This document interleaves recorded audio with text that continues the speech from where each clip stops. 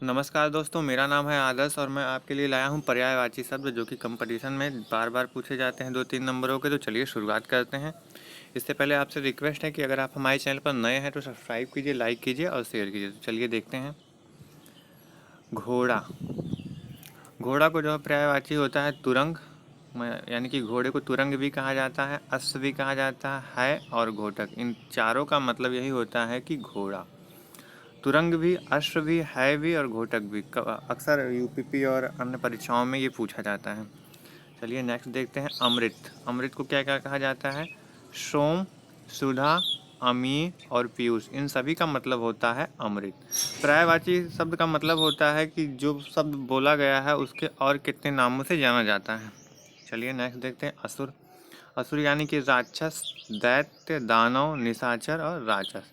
असुर का मतलब यही होता है, अगर इन चारों शब्द कहीं आपको मिल जाते हैं तो इसका मतलब असुर ही होता है। तो पर्यायवाची यही हुआ। अग्नि। अग्नि का मतलब होता है पावक, आग, अनल और हुतासन। इन सभी का मतलब यही होता है अग्नि। चलिए नेक्स्ट देखते हैं। आँख। आँख को क्या क्या कहा जाता है? अच्छी। अच्छी मीन्स आँख होता है, नयन मीन्स भी आँख होता है, लोचन मीन्स भी आँख होता है और नेत्र मीन्स भी आँख ही होता है। नेक्स्ट देखते हैं। आकाश। आकाश या नभ। नभ मिस भी आकाश होता है, व्योम मिस भी आकाश होता है, अंबर मिस भी आकाश होता है और गगन मिस भी आकाश होता है। अक्सर ये पूछा जाता है तो आप लोग नोट्स बनाते रहेंगे। इंद्र।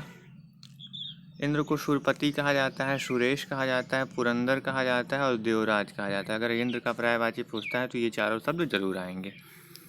नेक्स्ट है कामदेव। कामदेव को मदन भी कहा जाता है, मनोज भी कहा जाता है, अनंग भी कहा जाता है और मनसिज भी कहा जाता है कामदेव को। चलिए नेक्स्ट देखते हैं। कृष्ण। कृष्ण को श्याम कहा जाता है, गिरधर कहा जाता है, माधव कहा जाता है, यशोदा नंदन और कई चीज़ें और भी कही जाती है, जैसे कान्हा कहा जाता है। लोग अपने अपने तरीके से कहते हैं।